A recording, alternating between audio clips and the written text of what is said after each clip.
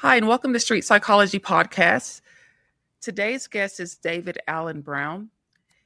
David, he's been teaching personal empowerment tools, leadership, organizational development tools, self-discovery, and spirituality to audiences all across the country for more than 30 years now. Today, we're going to be talking about some of the things that he focuses on and how he helps people understand some of the concepts that he's used in some of his books and his speaking events. David, I'm so welcome. glad to be here. Thank you so much for having me and for making this time. I'm just looking forward to spending it with you and whoever's listening. Yeah, same. I appreciate you being here. So, why don't you just start by telling us what you do? What is the core of your work? Yeah, what's the core of my work? Day to day, that shifts. And I think the thing that brought us together is that the kind of accumulation of my life's work. What I'm saying right now is a program that I've developed that helps people recognize and regulate their inner voices. It's called Convergence, because when we bring the elements of our human experience together with intention and with some skill and some practice, then we find that we create a nexus, a center point of energy that people have reported to me and that I use, so I know, just makes day-to-day decisions and navigation better, helps me regulate and calm and soothe myself when needed, but also on a further path kind of enters into a manifestation cycle that can help me create whatever it is I'm looking for. So that program is online. People do it one bit at a time and join a community where we talk and chat. My goal is to just be present for people and respond to them and say, where you are, what you're doing is amazing. And if you're struggling or need support or just want a way to sort out what's going on in our brains, I've happened upon something here. Okay, so you said you also have an online support group around this. Yeah, so folks who come on board with Convergence, and there's two versions, like there's a full, I don't know what to call it now, like university course that's big and it's bold and it's got a pretty good price point to it, but it's 27 lessons and 30 worksheets. Or there's this now quick start, which is super fast, like 5 quick lessons and 5 words. Either way, when people come on board with that, then they're invited to be a part of online meetings. And the goal of those meetings is to just check in with folks. Where are you in your life and in your process? Maybe some additional teaching from me, depending what's going on that day, but then answering questions and really just getting into it. What I find is, like all adult learning, that theory is great, but where's the practice? And then where's the support if practice is tough that day? Partly because maybe my material is difficult or a struggle, and partly just because that day is a struggle. We all know how that feels. Yeah, no, support is a big piece of any part of change, I think. Absolutely. And one of the great reminders of our time, not just because of COVID, but certainly after, with all of our technology, is that just fundamental healing reminder that we're not alone, that there is community available. Sometimes we have to seek it out. That might be my issue sometimes, that I'm waiting for it to find me. And when I'm proactive about it, there's lots of people who not just need support. We lean on that a lot, but people want to give support. I've found that by being authentic and opening up in community, folks they just lean in. Oh, thank you for giving me this opportunity to share my heart with yours. And that's what I'm trying to provide too. Yeah. How did you get into this? It's, like I say, it's a culmination of my life's work. But I think that the shorter version of the story is that when I was younger, and like developing puberty and grade school years and in my young adulthood, I was very aware of my ability to sort through my thoughts, to enter into a dialogue, even on simple things, just reminding folks, if you say to yourself in your head, like, what do I want for dinner? Like, who answers that question? What is this other side of us? And if you ask deeper questions, and we all have the capacity, and I found it at a young age, to recognize things from different angles, to see that we have different needs within our human experience. When I gave into the myth of, only crazy people talk to themselves, and then I was like, oh, that's not so good, because I'm very verbal. I used to do it even out loud, still do. And then there's the further, it's okay if you talk to yourself as long as you don't answer. I was like, oh, I'm out the window now, because it's like there's a committee in there some days. We're having a whole board meeting. What does that make me? But then I came to know Freud's different aspects of the ego, super ego, and id, Jungian philosophy. This actually is well understood. And then we leap forward because I had that skill, and then through the course of life, just began to diminish it. Doubt, wonder, things played in as far as difficulties or distraction and family and other people and relationships, good and not so good. And I had let it go. It was then recently in the last 5 or 6 years, after a bout with depression, after entering into some authentic therapy, after really rediscovering who I was and what I was capable of, that I was like, wait, remember that bit about there? I used to do that. In fact, one of the most profound moments to tell a story was one day I'd woken up, and this was after a divorce, living on my own, not certain where my career was, lots of uncertainty. And I just woke up grumpy, just no particular reason. Everything was fine. Everything was safe. Everything was the same. We do that. And so I'm slamming around my apartment, making just this and that. And, oh, maybe a shower. I'll get in the shower and the whole thing. And I just remember this one voice just say, what do you want? Come on, straighten up. Let's go. You have nothing to be down about. What are you so grumpy about? What's this mood about? What's this emotion? And it's just because that's the mode I was in right then. Survival, get it done. What's next? The whole thing. And so it's like just this nagging coach in my head. Like, you got things to do. Straighten up. Don't be sad. And then all of a sudden, what is it that you want? And this other voice that I hadn't heard in a long time said, what I want is to be loved no matter how I feel. And I was like, oh, hello, instinctual, emotional. We used to call it the inner child, that sort of other aspect of myself, this doing side, yap. Oh, this emotional side, which I had neglected for so long. And in that moment, it just wasn't even a burst through. It's just a peep through of, I'm still here. That's when I started the journey of rediscovering this inner dialogue. And those two primary components was where I started. And then the third component of inspiration came later. I'd been there all along, but me integrating it through my process of healing came a little later.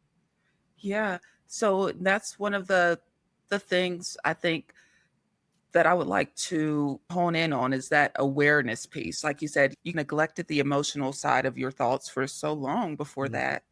Yeah. And so you needed to reconnect. Yeah.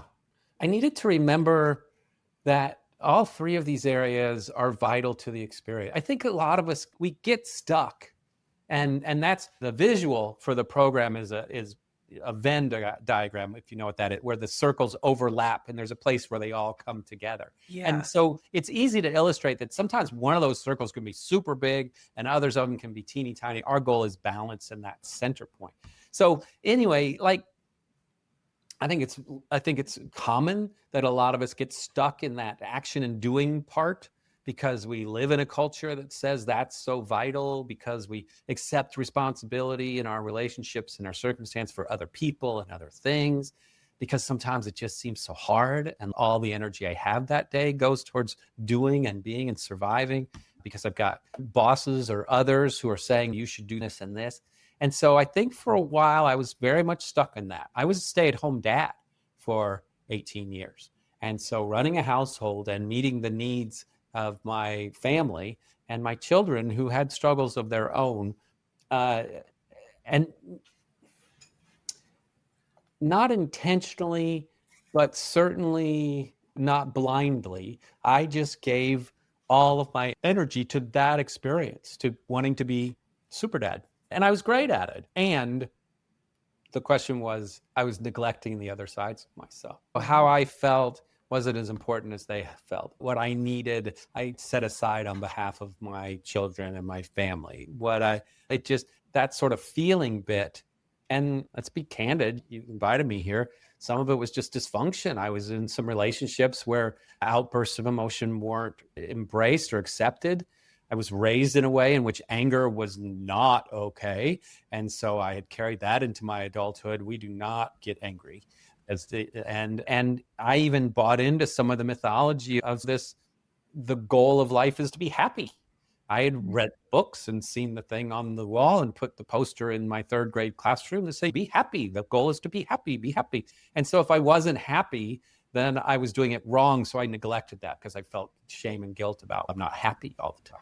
Oh. All of these things compound into one circle getting really big and one circle being fairly neglected. And no one walks into that situation and thinks that this happens over a long period of time. This is a combination of factors from my psychology, from childhood to my marriage. I think everybody listening needs to understand I'm not bringing a trauma story here. I'm not bringing that turning point, that moment when the car crash or a certain episode and boom, it all changed. This is what happens to us in a very natural way. We get caught in these cycles. We are required to sustain ourselves to the level we choose to. And somehow these sort of dysfunctions build up. And in my case, after many years, these and others built into outright just depression. And so I didn't know at the time that this system could have helped then, but apparently the point was to go through it so that I could emerge and create this idea and share it with others. Yeah. And so during that moment where you had your realization of let me listen to my inner voice, and then you said, I remember that used to work. What came next? What's the next part? Yeah.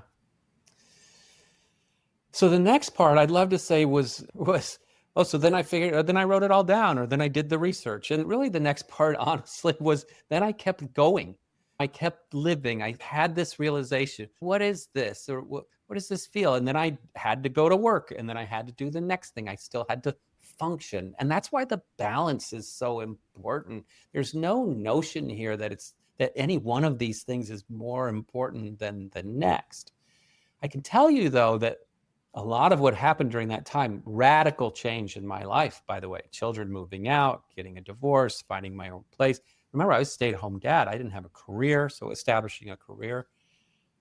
A lot of what happened is that once I eked the door, gave permission to that side of me that said, I want to feel, I want to be loved no matter what, and then receive the assurance from myself and others, by the way, there's a therapy component to this too, that I would be loved no matter what. Then, honest to goodness, I spent about a year just feeling stuff, and not in an easy way. I was so raw. I was so untrained, which I think is great. Unrestrained is what that became. And so I found myself, there was an incident that I got angry, as only attorneys can make you angry in a very specific way. And I told my kids later, you've never seen me that angry. Part of it was I had permission to just feel that. And I had to call people. What do you do? What do you do when what you want to do doesn't seem healthy? And the reassurance that the feeling is healthy, how you respond is where it can go awry. So stay focused, feel, do it. Get into there, allow it to pass, know that it will, and then see what the result or the lesson or the direction was. Because the first step was that feeling. Love for a minute, that was pretty crazy. And so it's been a long time since I just had those sort of adolescent delights of interacting with someone that way. Felt great fear and real dread and anxiety about finances and my circumstances. The anger came too, the elation of sort of freedom and having enjoyment. It was a lot of just feeling, and then going from there and saying, so feeling is amazing, being grateful, not judgmental, and then figuring out, so what are the gifts of those feelings? What is my body trying to say? What is the energy that's coming through me meant to do? And then did go a little research into, it's well understood, the emotional wheel, how we respond to things, and then how we can respond, what the gifts of these emotions are. So I began to recognize that the gift of anger is motivation and taking action. The gift of fear is a caution and introspection. The gift of joy is enthusiasm and affirmation. And there's a whole, those aren't limited. The whole range of emotions. Okay, that can be true. What do I do? Look, we're back to working together. Now I have experienced the feeling. I've called for a soothing and understanding. I've embraced that. Now, what am I going to do? Oh, I'm going to need to get in concert with the action side of me, the doing side of me, and dive into what should we do? What do you need? Because we also know in therapy now that one of the most powerful tools we've finally come to understand is action dictates mood. We can't think ourselves out. And as president emeritus of the Overthinkers organization, a club of America, I just thought I could just think my way out of all of this. So it became clear that no, in fact, I was going to have to use at least two sides. And remember, there's a third one, two sides of myself to figure out what was going to happen next. Okay, so you said there's a third one. Sure. Is that the doer? No, so the first one is the doer, that action one. and the taking action and the rest. Intellect lives there, but doesn't rule it. And intellect, because I thought it was intellect at first, because that's what I like to think about myself. I'm so smart, I can figure this out. And I realized, oh no, what I'm doing is I'm thinking myself into circles of non-action. So intellect lives there, but it's doing. It's the being present in the world. It's the I exist here as a human being, because the third one offers trap there. The second one is that emotional, instinctual side of ourselves. And then, so do you want to hear the story about how the third one re-immersed itself into my life? Always there, always waiting. Okay, yeah, I need to hear it. Yeah, so this one's good. This is great. So I mentioned that I fell in love for a minute. The love perpetuates, but I was in the relationship for a minute. And I will say that in a very typical way, you can read about it in my memoir someday, that in a very just divorced, middle-aged, midlife rediscovery way, on vacation in an exotic locale, fell in love with this beautiful person. And so when I came back home, the whole thing seemed like completely like the rational side of me was just like, oh, you're a fool. What do you think you're doing? You're too old for this. A lot of old and angry and a lot of self-doubt and unworthiness came to play once I was removed from that situation, basically when the intensity of the emotion and the biochemical response, which I'm aware of, was going on. But here was this voice, this pragmatic saying, oh, you're too old. This doesn't happen to people your age. You don't even know what you're doing. How can you're and just pummeling, just really the emotion. And I just remember that the emotional side, that instinctual side that wanted to believe in true love, that wanted to believe in my own worthiness, that wanted all these, was just getting just hammered by these internal thoughts and doubts. It was relentless. And because I was so unregulated at the time, I just was letting it happen. I'm literally crumpling in my chair as just every insecurity being voiced literally in my head or sometimes out loud. I just didn't know what to do. It was a true, just beating self-abuse in an emotional state.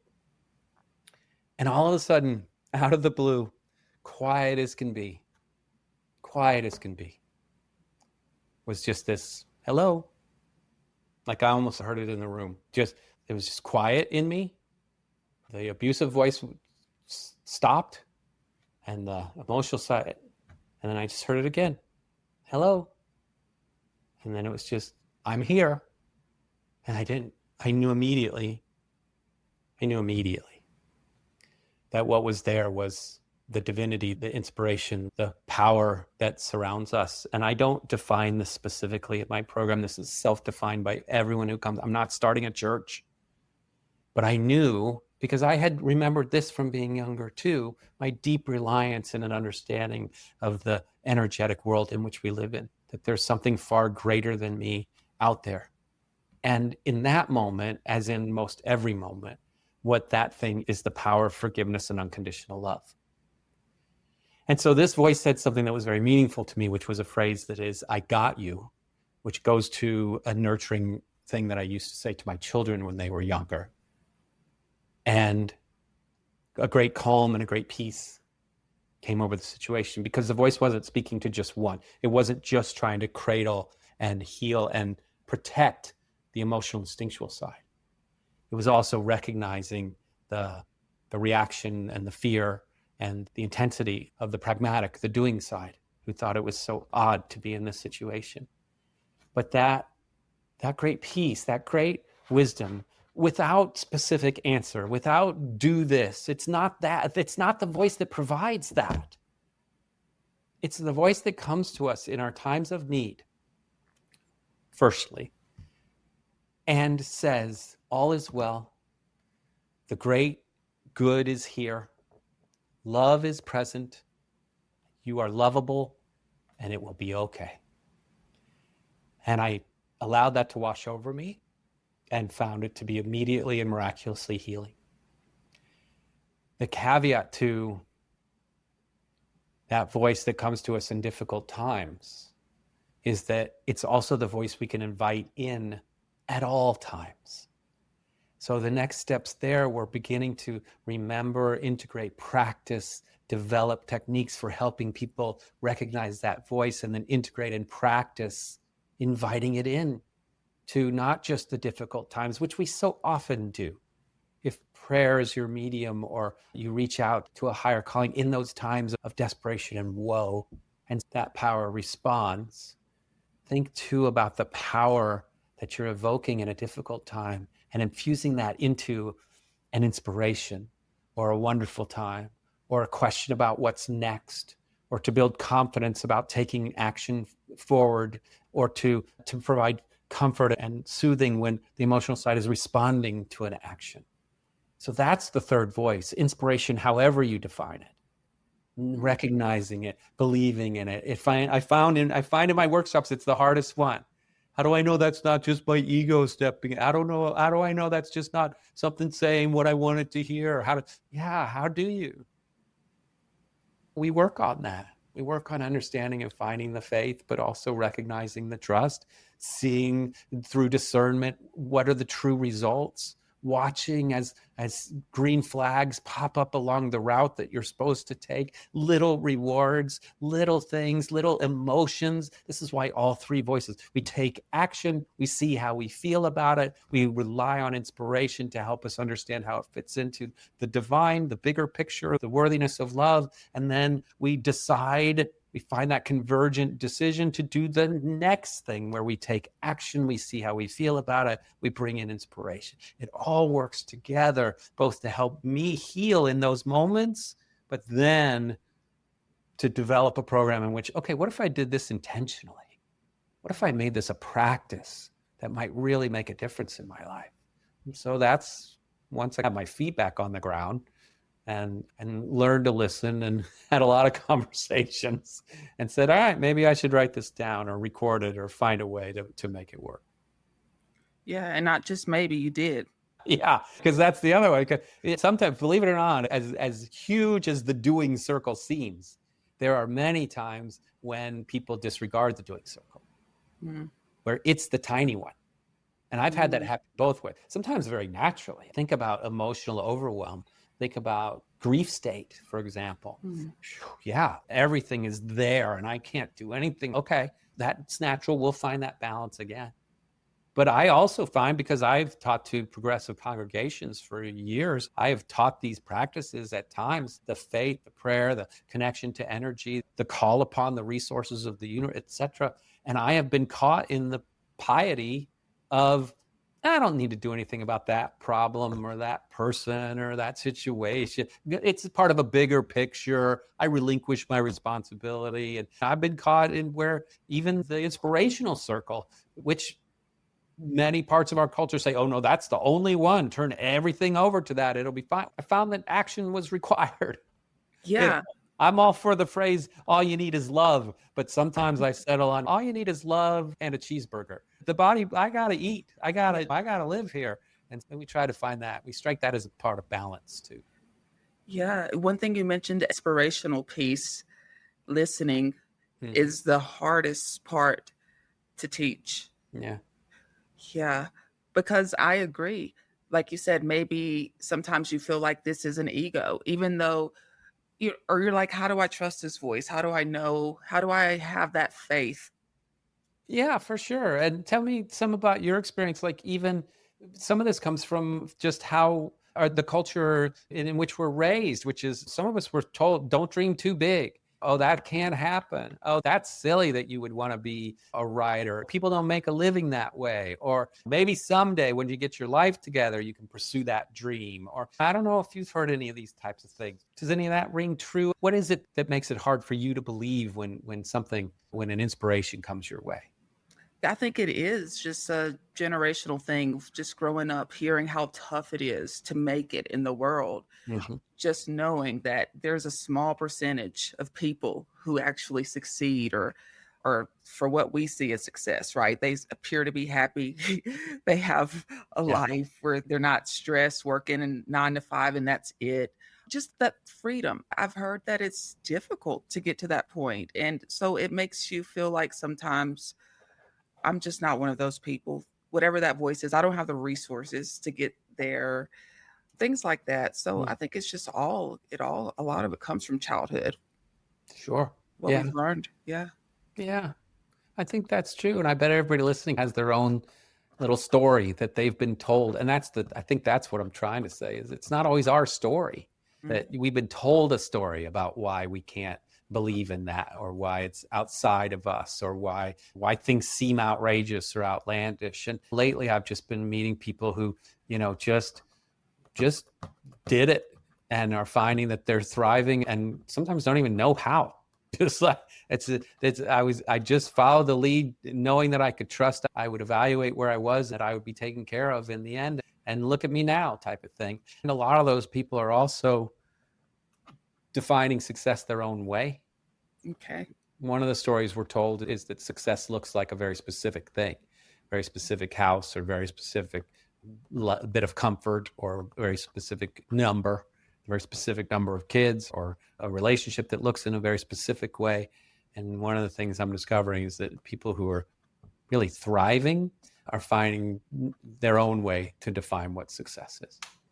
Yeah. So it's getting rid of the outside noise and really, like you said, asking yourself, what is it that I want? Yeah. That's a big piece. And I think that's kind of the answer. One of the things that we work on when people say, how do I trust that voice? Is what do the other voices say? How are the other voices responding? And so if you had an idea, just a thought about doing something, and all of a sudden you were a little clenched in maybe a fear or an apprehension, the difference in bravery and inspiration, or stupidity and inspiration, is I'll just ignore all of that and just keep going. If you're taking actions in the world to pursue something that you've always wanted, that you feel like is this is what I want, and you're just getting roadblock after roadblock. And I know there are harrowing stories of I finally overcame. But if you listen carefully to those stories, so often what you hear is, and then it wasn't what I wanted, but I got this opportunity. And I hadn't, quote unquote, made it, but there was this one stepping stone that became open for me. And that was a real success. I understood that. I'm a teacher.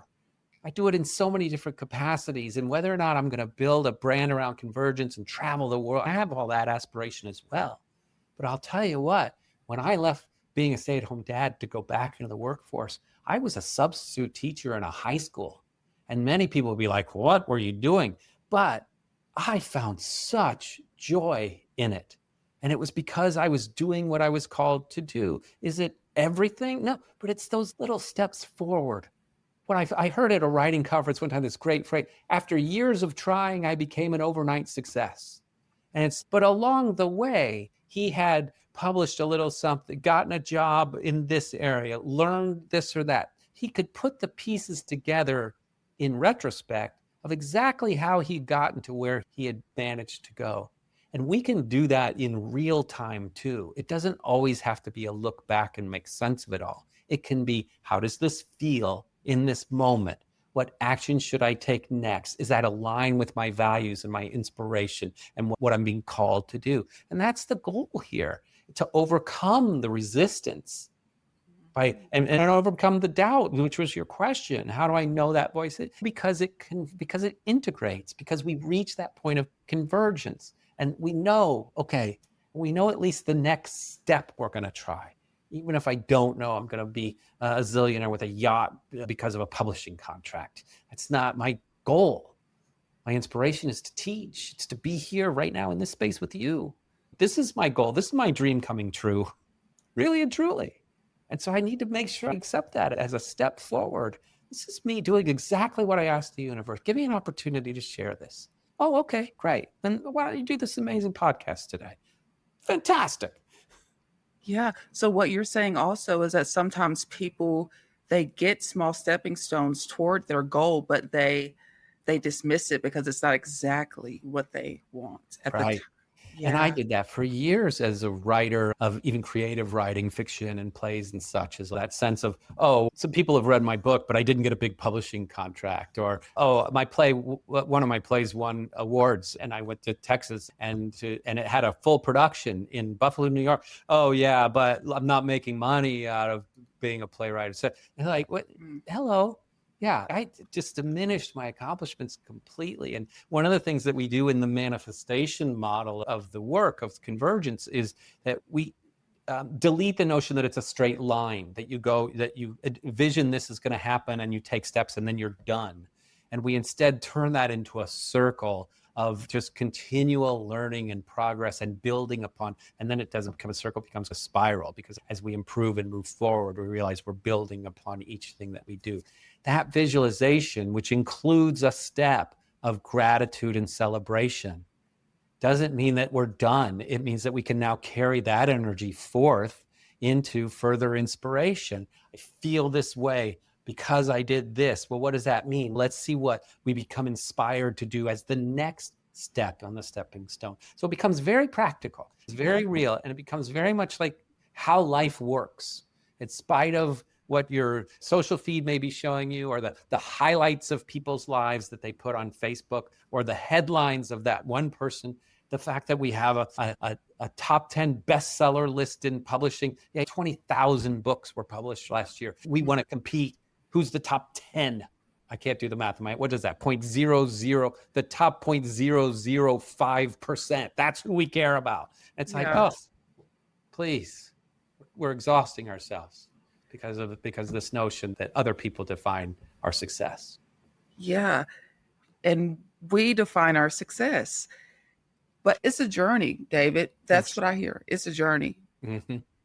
And this sounds really difficult to do on your own. Yeah, I think that it takes us back to where we started, that sense of community that people are longing for. And I think that some of us are lucky enough or still searching for that person who can maybe just be our accountability partner, who gets it, who wants to come along on this journey with us. And maybe that's someone who's intimate or really in your life every day. But other people are finding that those coaches or those mentors or friends are folks who have a different type of relationship, who show up in unusual ways. And it really requires just a couple of things in order to attract and cultivate those relationships. I think number one is just some authenticity and some vulnerability. Being able to say to people, I'm trying to get to there, and I've just realized that I can't do it on my own. I'm not asking you to carry me. I'm asking you to help guide me. Just a little bit of sense of it. It takes a group of us, and that's a big step forward. And I think the other side of it is recognizing that there are people who this is their calling. That 12-step programs come to mind. The notion of a sponsor, someone who can just be there, who's been there, who can listen, hold space, provide guidance from time to time, but really just recognize your worth no matter what's going on in your life and root for you from the sidelines. Understanding that's what coaches do. They don't throw the pass for you. They help you see direction and understand how you're going to do the work when the time comes. And that's, I think, what we're missing out on sometimes. I've been in that place, tired, depressed, lonely, sad. And there are times when I absolutely want to be cared for, not just cared about. But sometimes to the expense of that, I have withdrawn from the people who were also just loving me in whatever capacity they had, and allowing them to do that and accepting their appreciation and love instead of aching for something more or trying to define their role in my life. And there are caveats to we can't do it alone. And the caveats are we have to reach out be vulnerable, and we have to accept with gratitude whatever people can give and the boundaries they set, and appreciate that. When we start going into judgment of our relationships, it's as hard on us as judgment of ourselves. So we have to release those things and allow the support and the love to come through naturally. Yeah. It's almost like just making more realistic expectations Sure. of yourself and others. It's Yeah. a, yeah, assessing those right first to see maybe because are they too high? Why am I removing things from my life that could be beneficial? Yeah. Yeah, first of all, like you said, just accept what people can give. I'm wondering, I'm actually wondering with that relationship where you fell in love, you allowed yourself to start feeling again. You talked yourself out of those negative thoughts. What Yeah. happened after that? Yes, we gave it a go long distance for a little while, and then came exactly what you were talking about, which is that, okay, can I be aware enough? Can I enter into a conversation about, can I ask myself on all three sides of me, what is it that I need and want and expect in this case? And for me, that was a journey, because part of what I had to retrain myself through therapy and other was accepting that I have wants and needs. Remember, I was super dad. And so that means that I showed up, saved the day, didn't need anything in return. Thank you very much, which I know is a fallacy. So to some degree, in any relationship, I relearned the ability to recognize what was healthy for myself. And so as the relationship progressed, there were things that were occurring that were just too difficult. And in the end, a very difficult decision on my part was, I don't think this person's in a place where they can provide me the relationship that I need right now. That's a very difficult thing to have to let go of, because the wonder of it from the start, and many people listening may recognize this pattern in our relationship. Of course, when it's just idyllic and amazing and wonderful, don't rule out that physiologically we're designed to do that, that our brains in fact flood with a lot of chemical response so that we will fall in love and therefore propagate the species and reproduce. So when we come out of that literal chemical haze, we have to make decisions about what it is that are important to us in the rest of our life. And so when I made that choice, it was complicated and hard. And what I discovered through, again, internal dialogue and conversation was, I was going through so much growth. I was experiencing so many things, everything from being able to feel again to now being able to set boundaries, to discovering what this conversation was about, to trusting for a long time in that relationship. And the relationship was 7 months, so it's not like we're talking about a lifetime here. But even just the periods of time in which inspiration, the spirit, the notion of energy, all they did to soothe me, both in decision making and in emotional response, just constantly repeating, is there love here? Is there love here? Is there love here? And each time I could say, yes, there is. I know there is, on both of our parts. Yes, there is. That there was an ability to release myself from circumstance and from intense emotion and say, okay, then it's okay. Then it's okay. Then it's okay. And then action would say, so what do we need to do? And emotion would say, I really want this bad. And then inspiration would say, okay, is that the most loving you can be to yourself in addition to the relationship? Okay, no, that doesn't feel loving to sacrifice myself to want something. Okay, so what should we do? Perhaps we should ask this question or find out this discovery or take this action. In the end, the circumstances of it were, I was going to fly down because it was long distance, remember. I had gone out of my way, please take off work, I'm going to be there. And then 3 days before, discovered that they had booked work that day, had forgotten I was coming. So So sometimes the message is still, and emotion has to be angry instead of desperate. Emotion has to be shook, and action has to say, oh no, we're not doing that. And then inspiration says, right, because the love that you provide for yourself is equally, if not more so valuable. So how will you lovingly respond to the situation on your own behalf after we take action and you let a few choice words fly? And then how did you feel about letting those words fly? Actually, it felt quite healing because I was honoring the inspiration that said, love yourself. But you see how the integration of these 3 points of view, of these 3 bits of experience, even in a choice I made, that still hurts. It's all roses and lollipops.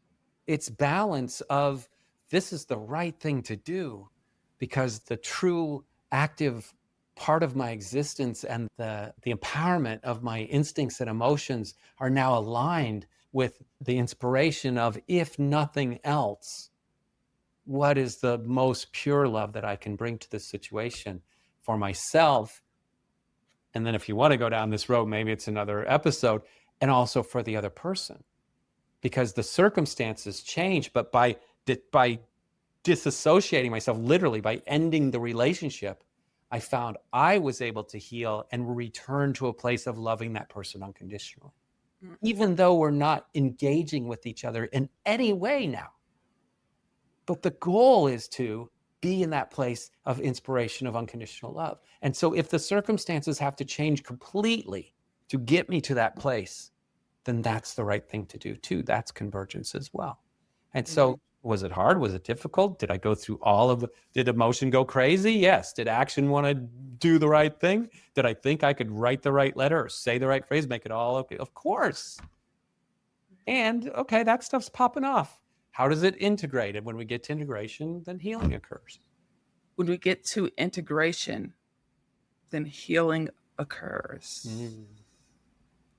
I like that. I'm going to write that out. That kind of just came out quite naturally right now. Maybe that's one I should use a little bit more. Yeah. I think just sitting with that for a minute. Yeah. So it's beautiful. It's beautiful because, and it really describes the human thought process. I feel like everyone can resonate with this kind of push-pull that we have mentally. Right. And to the thing that can come in then is judgment and preference. For me, it was the emotional side was just judged. These feelings are bad. These feelings are unwanted. So the judgment then, and then that preference for, intellect in some cases, I'm smart. Or the preference for giving it all away. I'll just turn this over so I don't have to do anything more. Okay. So giving up judgment and giving up preference to get back to, as we were just saying, that integration. And that's where I've really just found the strength. That's what drew me to write it up this way and create this course, because I've seen and coached other people and myself through these stories, as you can see. Where I get in trouble is when I'm just focusing on that one thing and I'm not integrating the other, when I'm ignoring how I feel, or I've dismissed inspiration, especially a red flag. Ego talking when the universe has clearly said this is a dead end, and I'm like, no, pounding my head against the wall. No, this is what I want. This, so just starting to recognize where all that was through these tools. Yeah, that acceptance piece, accepting that even though it might not be what you want, that the universe is usually trying to tell you something. Yeah, for sure. Yeah. And the judgment of our emotions is part of our cultural heritage. You shouldn't, when you're feeling that way, something's gone wrong. And I really had to let go of all of that. No, when I'm feeling something, it's guiding me. It's the GPS of my life, whatever it is. I would never do that. I might get hurt. I had someone say that to me. Be in that relationship. Be very careful what's happening. You're really on the verge of being very hurt. One of the beautiful results of this was, as it was getting nearer the end and where I was going was, I might get hurt, but it's going to be okay. Like if I get hurt, it will be because I have dared in a certain way. It will be because I'm growing. It will be. And so suddenly releasing this notion of don't do anything because you might get hurt, or don't take that chance. When you value emotion instead of judge it, then you value all the emotion. What was the difference between the numbness I experienced in depression and the living I'm doing now? Was, all of these feelings, definitely part of it. And so sometimes in the midst of anger or fear or sadness, I will just reach for gratitude. I'm just so glad I can feel this today. Yeah, it's about mindfulness. It reminds me of just that being mindful. Because like you said, that judgment piece, that's really what meditation is and stuff like that. You're letting the thoughts flow through you. You're not judging them. Yeah. You're accepting them and you're letting it pass. Precisely. Yeah. And I think these are the lessons that you're helping to bring to folks. To remember, some of it's complicated, and I've alluded to therapy, and I did a lot of it, and thank goodness I finally found a good therapist and all that. Some of it, though, are the things that you could pick up on a great podcast like this that are just simple practices. simple mindfulness. I love that phrase. Simple things that we can learn from you that are just like, this is how I'm going to do this today. Oh, I heard about this one way of shifting today. Meditation, such a powerful tool. I think I'm going to give that a try. The goal is progress. There are very few magic potions that just make it all okay the next day. That it takes work. Thank you. And I appreciate all of your insight and your stories of success, you sharing your personal life and how it inspired you to help other people. I just appreciate all of the things that you shared today. Thank you. And yes, and I know a lot of people are going to connect with it. And where can we find your work, your courses, your books? Everything I do is on my website. And so it's davidallenbrown.com. The only place people sometimes hiccup is the middle name, ALAN. But perhaps it's in your show notes to davidallenbrown.com. And that way you can reach out to me there. You can click on the button marked Convergence, which will take you to all of this information. And I just love to connect to people even before you make the plunge into the program. What's going on in your life? How might this help? And like I say, the full course has a pretty good tuition to it, and scholarships, coupons, etc. That quick start course you could do in less than an hour if you're so inclined. We carefully cultivated the exercises that are effective. It's not a sales course, although it is a beginning and you may want to go on. It is a full-fledged, just quick start. How does this stuff work? And can I start using it right away? So all of those are there, davidallenbrown.com. Awesome. Thank you so much. You have a final word for listeners, David? Oh, no, the final word I try to give everybody either out loud or just with my energy is just, you're amazing. Like you're so incredible.